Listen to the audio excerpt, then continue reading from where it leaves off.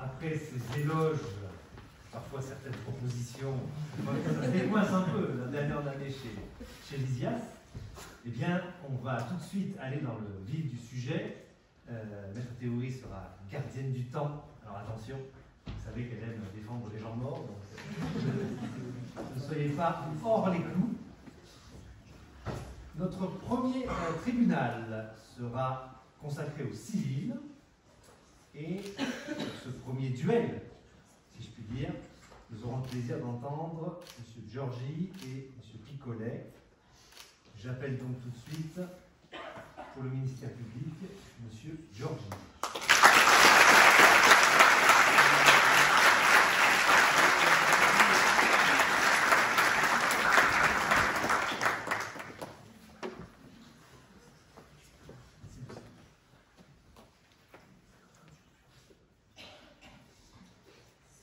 Cher monsieur, vous avez la parole.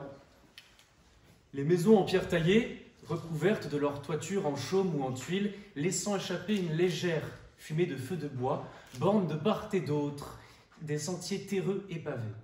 Ces chemins sont pratiqués par une poignée de ménestrels et troubadours qui sortent de la taverne en titubant musicalement. Dans les granges environnantes, remplies de graines et de foin, il est aisé d'entendre diverses bêtes beugler à la fin. Il faut le dire, c'est un charmant paysage que je vous décris là. Monsieur le Président, Mesdames du tribunal, cette description de l'époque médiévale vous emporte-t-elle? Sentez-vous la bonne odeur du purin et des caniveaux dans lesquels sont vidés les pots de chambre? Malheureusement, je me dois de vous arrêter dans votre voyage imaginaire. Car non, il ne s'agit pas ici d'un banquet royal de l'an 1137. Vous serez étonné de savoir que cette description idyllique n'est que le reflet d'un monde désuet, un monde pourtant bien ancré dans l'esprit de Guillemette et Médéric. Pour être plus précis, c'est la description de Gerberoy, leur petit village. En fait, leur réalité est tellement biaisée et détournée par leur passion envahissante pour la période du Moyen-Âge qu'ils s'y conforment le plus possible, vivant et s'enfonçant délibérément dans un terrible décalage. Nos deux passionnés, à l'effigie de leur adoration, se rencontrent aux grandes médiévales. Tous deux y travaillaient. Médéric allant jusqu'à figurer à cheval lors de duels fictifs. C'est pour vous dire à quel point l'homme est impliqué. Médéric et Guillemette tombent directement amoureux. Ils se marient, ils s'installent ensemble et ils ont un enfant. Leur passion devient à ce moment-là fatale, dommageable pour le petit homme naissant, puisqu'il devra s'appeler Dagobert. Madame de Montesquieu, la mère de Guillemette, tente en vain de les ramener à la raison. Elle tente en vain de les sortir de leur décalage. « Silence, Manante, ou tu vas te prendre une claquade !» sont les mots de Guillemette, en retour à la tentative désespérée de sa pauvre mère. Saisi par l'officier d'état civil lors de la déclaration de naissance, le ministère public que je représente aujourd'hui demande la suppression du nom Dagobert des registres de l'état civil sur le fondement de l'article 57 alinéa 5 du Code civil. Au titre de cet article, le juge peut supprimer le prénom de l'enfant des registres de l'état civil s'il estime que ce prénom n'est pas conforme à l'intérêt de l'enfant. Mais il faut préciser ici, en matière de prénom, ce qu'est l'intérêt de l'enfant. Il a été défini par les juges de la première chambre civile de la Cour de cassation dans un arrêt du 15 février 2012.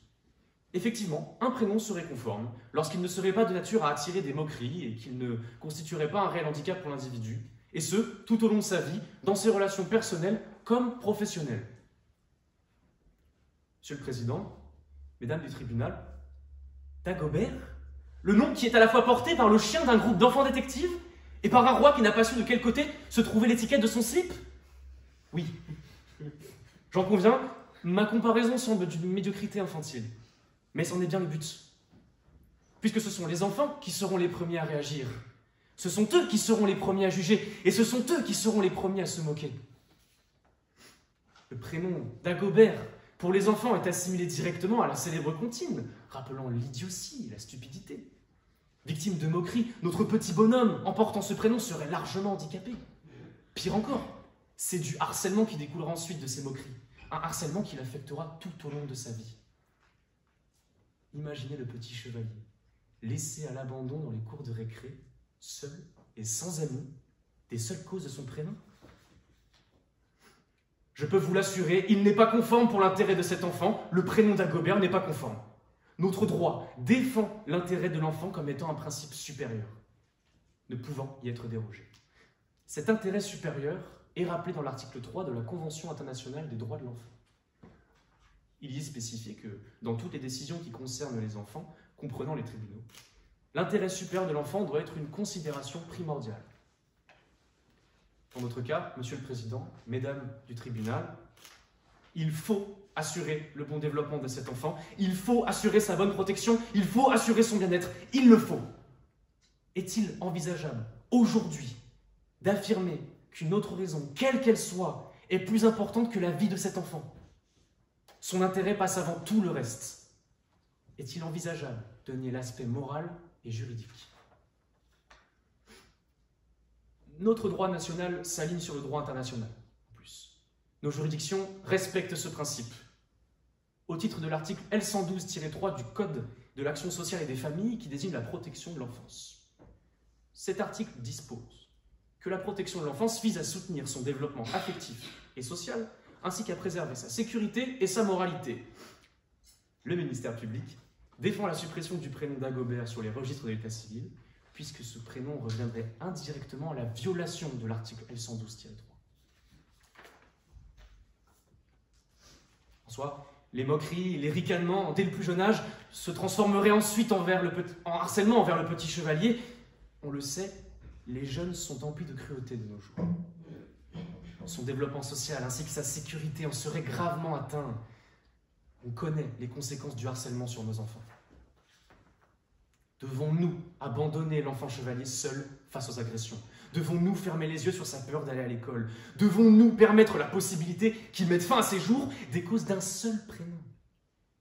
Nous ne pouvons accepter que ces conséquences bouleversent à ce point l'enfant chevalier. Derrière lui, c'est sans doute de nombreux enfants qui se retrouvent désarmés par leurs propres parents. Votre décision ouvrirait la voie sur ce phénomène. J'en conviens, aux époux chevaliers, le problème est sûrement dû à l'éducation de chaque autre enfant. Aujourd'hui, ils se moquent ou taquinent facilement, et ce, sans se rendre compte des conséquences de leurs actions. Si l'enfant chevalier est moqué à cause de son prénom, c'est de la faute de ses camarades, oui. Mais, Monsieur le Président, Mesdames du tribunal, la justice existe pour prévenir et protéger sur les conséquences de la mauvaise éducation de certains. On ne peut faire ingérence dans la vie privée des familles. On ne peut s'insérer dans le mode d'éducation des enfants. On ne peut agir sur les causes du harcèlement. Mais c'est en considération de cela qu'il nous faut agir sur les conséquences d'une nouvelle et mauvaise éducation générale, qu'il nous faut agir pour protéger l'enfant chevalier d'un prénom préjudiciable. L'avocat de la défense vous affirmera que supprimer le prénom sur les registres de l'état civil relève d'une ingérence de nos institutions sur la vie privée et familiale des époux chevaliers au titre de l'article 8 de la Convention européenne des droits de l'homme. La défense parlera d'ingérence dans le sens où nos institutions empêcheraient le choix privé et intime des époux d'appeler leur fils Dagobert. Or, Monsieur le Président, Mesdames du tribunal, la Cour européenne des droits de l'homme dément cette affirmation le 24 octobre 1996 lors de l'arrêt Guyot contre France. En effet, les institutions françaises n'ont pas été condamnées par la Cour après avoir supprimé le prénom Fleur de Marie des registres de l'état civil. Fleur de Marie étant le nom d'une héroïne d'une œuvre littéraire célèbre. Les institutions françaises ont considéré et défendu l'intérêt supérieur de l'enfant, à juste titre, et donc l'ont protégé de ce prénom préjudiciable. La Cour européenne des droits de l'homme donne raison à la France et admet que l'intérêt supérieur de l'enfant, étant primordial, prévaut et ne constitue pas un manquement au respect de la vie privée. Aujourd'hui, je ne méprise pas le choix intime et privé des époux chevaliers. Je défends un principe, l'intérêt de l'enfant. Le jour se lève sur Gerberoy, le soleil éclaire chaque maison. Il est possible d'apercevoir les berlines et les citadines garées devant les portes des garages couissants. De la taverne, on y entend la retranscription d'un match de football de 2e ligue. Enfin, le rideau de fer de la supérette du quartier se lève. En vérité, l'époque médiévale est bien loin derrière nous. Les rites et coutumes ont bien changé, oui, et il en va de même pour les prénoms.